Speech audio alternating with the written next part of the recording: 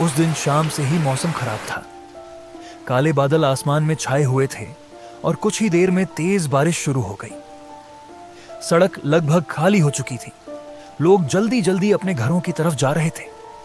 मैं भी अपनी बाइक से घर लौट रहा था। बारिश की बूंदें हेलमेट पर गिर रही थी और ठंडी हवा चल रही थी। तभी मेरी नजर सड़क के किनारे पड़ी। एक छोटा सा बच्चा, लगभग 7 या 8 साल का होगा, वह एक टूटे हुए छज्जे के नीचे कोने में बैठा था। पूरा भीग चुका था और ठंड से कांप रहा था।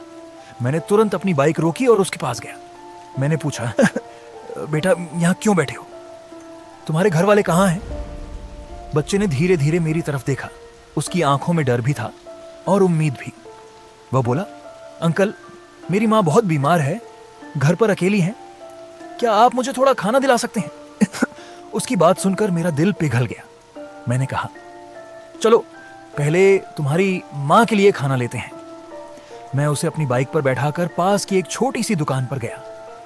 वहां से मैंने कुछ खाना, फल और दवाई जैसी चीजें भी ले ली।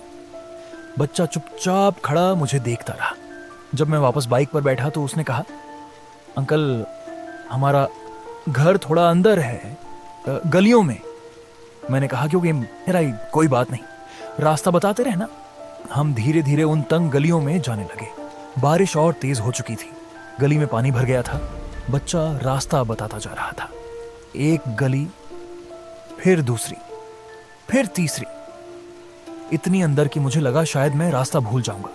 आखिर वह एक पुराने और जर्जर घर के सामने बोला, अंकल यही हमारा घर है। मैंने बाइक रोकी। घर का दरवाजा आधा खुला था। अंदर बिल्कुल अंधेरा था। मैंने आवाज लगाई, कोई है? लेकिन अंदर से कोई जवाब नहीं आया। मैं धीरे धीरे अंदर गया। घर के अंदर सिर्फ टूटी हुई चीजें और धूल पड़ी थी। ऐसा लग रहा था जैसे यहां बहुत समय से कोई नहीं रहता। मैं हैरान हो गया। मैंने तुरंत पीछे मुड़कर बच्चे को बुलाना चाहा, लेकिन वह बच्चा वहां नहीं था।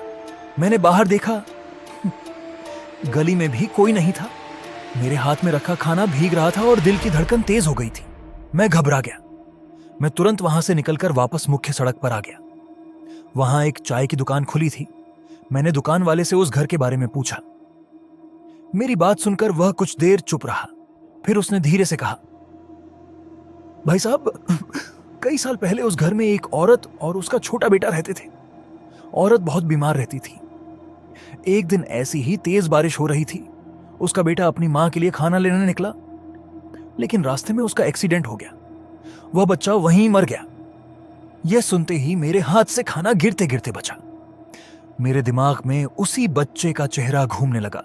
दुकानदार फिर बोला, लोग कहते हैं न, बारिश वाले दिनों में कभी कभी वह बच्चा रास्तों पर दिखाई देता है। वो शायद आज भी अपनी मां के लिए खाना ढूंढता है।